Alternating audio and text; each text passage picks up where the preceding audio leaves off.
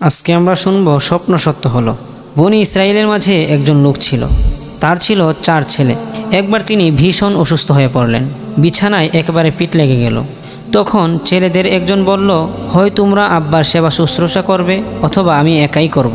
তবে শর্ত হলো তোমরা সেবা শুশ্রূষা করলে পরিত্যক্ত সম্পত্তির কোনো অংশ তোমরা পাবে না, আর যদি আমি সেবা শুশ্রূষা করি তাহলে আমিও আব্বার পরিত্যক্ত সম্পত্তির কোনো অংশ নেব না।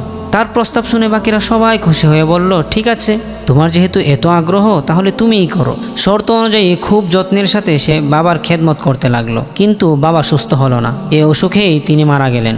বাবা মারা গেলে ছেলে উত্তম রূপে তাকে গোসল দিয়ে দাফন কাফনের কাজ সেরে বাড়িতে ফিরে এলো এবং আগের শর্ত অনুসারে সে ভাইদের থেকে পিতার পরিত্যক্ত সম্পত্তির কোনো অংশ নিল না। সে ছিল অনেক গরিব, আর্থিক অবস্থা বেশি ভালো ছিল না, তার সন্তানাদিও ছিল। কষ্টের মাঝেই তার দিনকাল কাটতে লাগলো। একদিন সে ঘুমের ভেতর স্বপ্নে দেখে একজন লোক তার কাছে এসে বলছে, তুমি অমুক জায়গায় গিয়ে মাটি করে দেখো, সেখানে 100 দিনার আছে, সেগুলো নিয়ে এসো। তখন সে স্বপ্নের ভেতরেই আগন্তুককে জিজ্ঞেস করলো, তাতে কি বরকত আছে?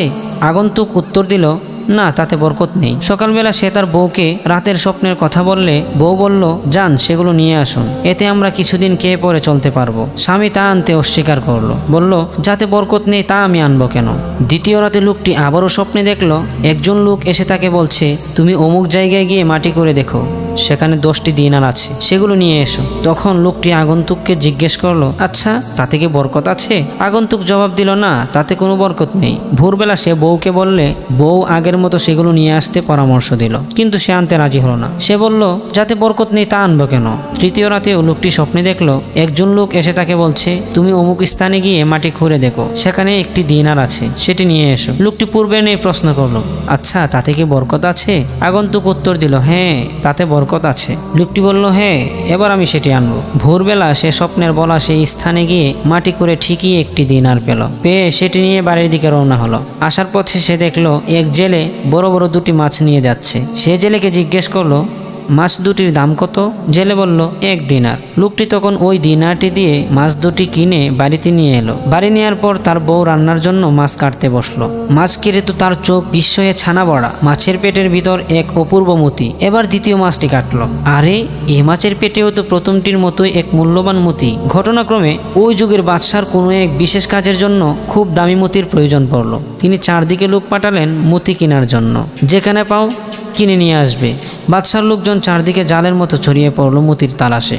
তালাশ করতে করতে ওই লোকের কাছে গিয়ে সেরকম মতি পেয়ে তারা বাদশাকে সংবাদ পাঠালে তিনি বললেন, মতির মালিক সহ নিয়ে এসো। নির্দেশ মোতাবেক তারা মতি সহ লোকটিকে নিয়ে এলো। মতি দেখে বাদশার খুব পছন্দ হলো। তিনি বললেন, আমি এর উপযুক্ত দামই দেব, 30টি গাধা বোঝাই স্বর্ণ দেব, তোমরা যাও তাকে খুশি করে দাও। বাদশার হুকুম যথাযথ পালিত হলো। তারা তাকে নিয়ে গিয়ে 30টি গাধা বোঝাই স্বর্ণ দিয়ে বিদায় দিল। বাদশা দ্বিতীয়বার যখন মতিটির প্রতি তাকালেন তখন এর সৌন্দর্যে অবাক হয়ে বলতে লাগলেন, না, অনুরূপ আরেকটি মতি চাই। উপস্থিতদের বললেন, যাও তোমরা খুঁজো। তারা সুজা ওই লোকের কাছে গিয়ে জিজ্ঞেস করলো, আপনার নিকট কি ওই রকম আরো মতি আছে? আগের চেয়ে দ্বিগুণ মূল্য দেব।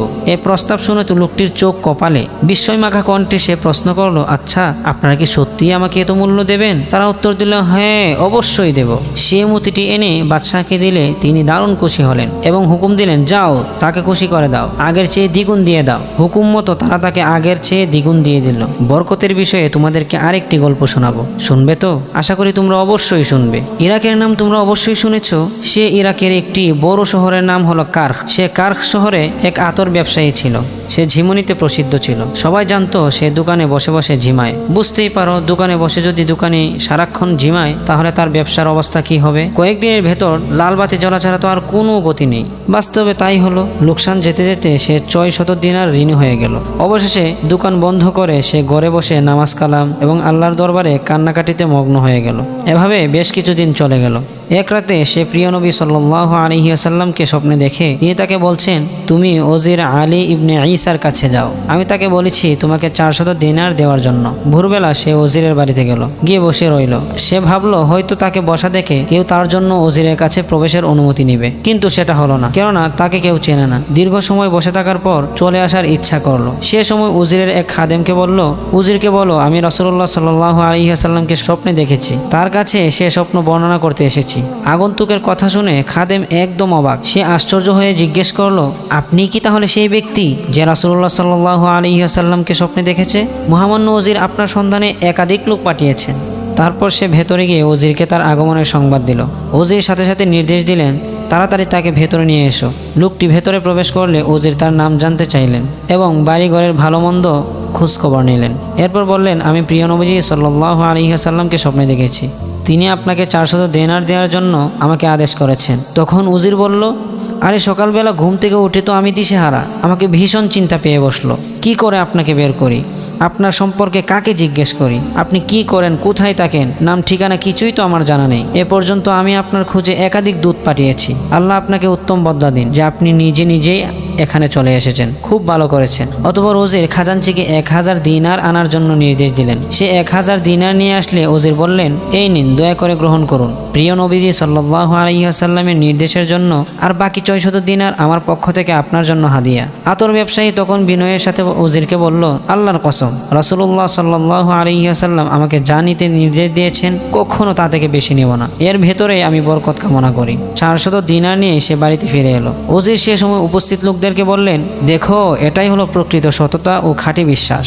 বাড়িতে ফিরে এসে সে প্রথমেই করজদারদের ঋণ পরিশোধ করতে চাইল, কিন্তু তারা সবাই বলল, 3 বছর পর আমরা আপনার থেকে ঋণ ফেরত নেব, আপনি এ টাকা দিয়ে আবার দোকান চালু করুন। আতর ব্যবসায়ী তখন তাদের জোর দিয়ে বলল, না, অর্ধেক টাকা আপনাদের অবশ্যই নিতে হবে। তার পীড়াপিড়িতে তারা নিতে রাজি হলো। তখন 200 দিনার তাদেরকে ভাগ করে দিয়ে বাকি 200 দিনার দিয়ে সে পুনরায় দোকান চালু করলো। আল্লাহর রহমতে 1 বছরের মাঝেই তার 1000 দিনার লাভ হলো। তো বন্ধুরা, এবার ভালো করেই বুঝতে পেরেছো বরকত কাকে বলে? হ্যাঁ, যারা সৎ পথে চলে, মানুষকে ঠকায় না, মহান আল্লাহ তাদের কামাই রোজগারে এভাবেই অল্পতেই বরকত দান করেন। আল্লাহ তাআলা আমাদের কামাই রোজগারে বরকত দান করুন, আমিন।